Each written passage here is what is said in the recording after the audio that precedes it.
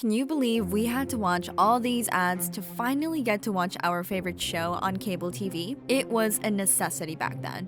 We had no choice whatsoever. Therefore, we had to wait for the excruciatingly painful ads to be over. But then, things have changed. Streaming services came to our rescue, and of course, Disney Plus was one of them.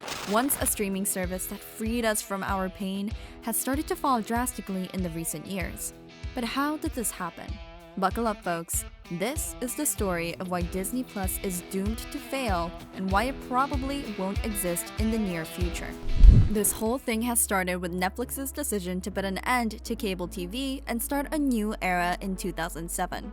When people realized that they had another option that is way better than cable TV because it would allow you to watch whatever you want whenever you want, they immediately adored Netflix. It was way more affordable than cable TV, and on top of that, there were no ads. People didn't know this was what they exactly needed at the time. Everything was going great. Netflix had no proper competitors, and it started a brand new era on its own. Beyond that, it paved the way for other streaming services such as Hulu, Apple TV+, Disney+, and more. These streaming platforms thought they would succeed too, because on the outside, everything seemed great. But on the inside, Netflix was struggling too. So the thing is, surviving this competition wasn't as easy as they thought in the first place. Because, well, starting a streaming service and becoming successful brings its own unique challenges. This is a long game. You have to play it patiently, put a lot of money and effort if you want to succeed.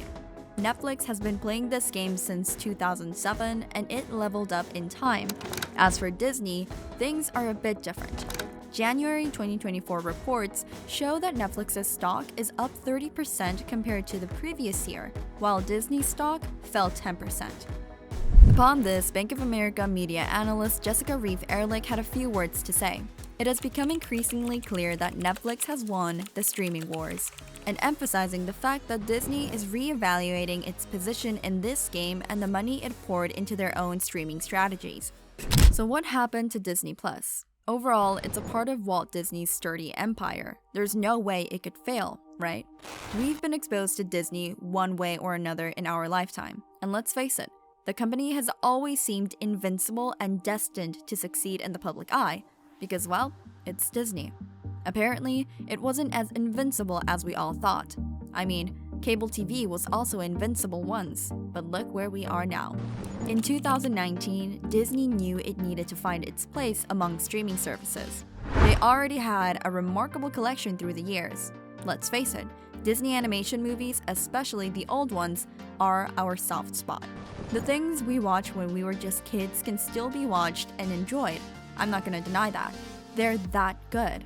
Disney knew people would be highly interested and get excited to be able to watch all these movies whenever they wish.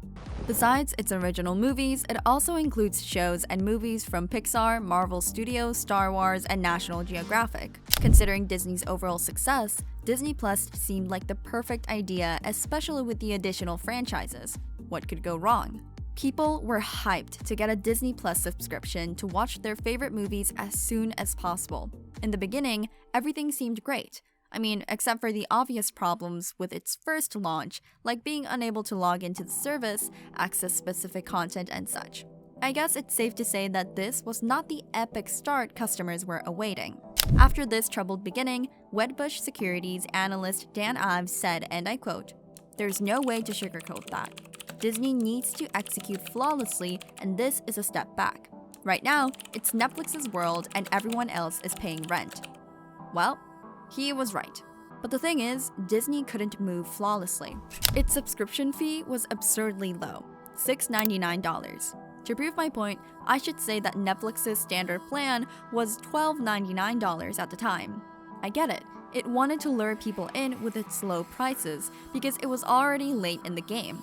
But little did it know, this would never cover the money that was put into this service. Plus, there were no ads at all, which means Disney Plus was solely dependent on its subscribers who would end their subscriptions after watching their favorite movies. Disney Plus failed to offer something new and original as opposed to its rivals. Almost every single streaming service has their own original shows that are huge hits. But Disney, on the other hand, is like a nostalgic library that relies on different franchises. It thought nostalgia would work more than okay, but it was dead wrong because after watching Lion King and all the other masterpieces for the millionth time, there's nothing left to enjoy in Disney+. It's safe to say that this so-called brilliant plan was not sustainable at all. Not to mention, the competition among streaming platforms was, actually still, wild.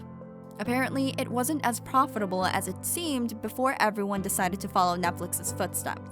That's one of the primary reasons why Disney Plus subscribers ended their plans one by one.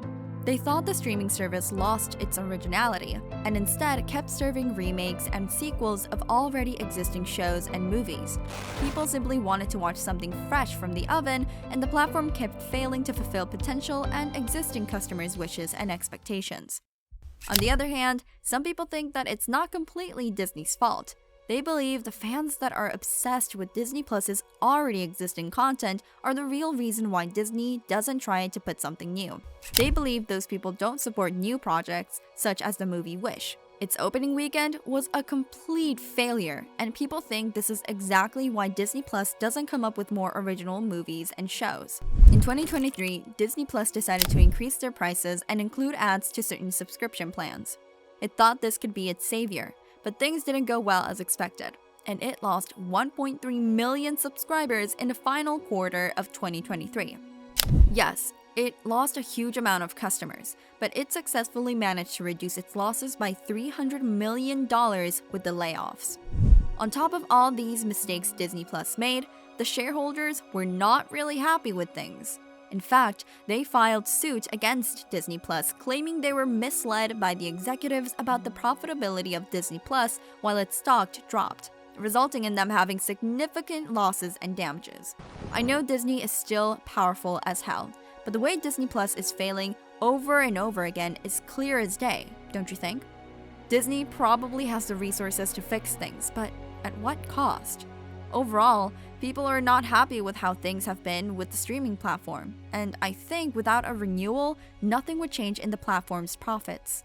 Renewal means more original movies and shows, which ultimately requires even more investment and effort.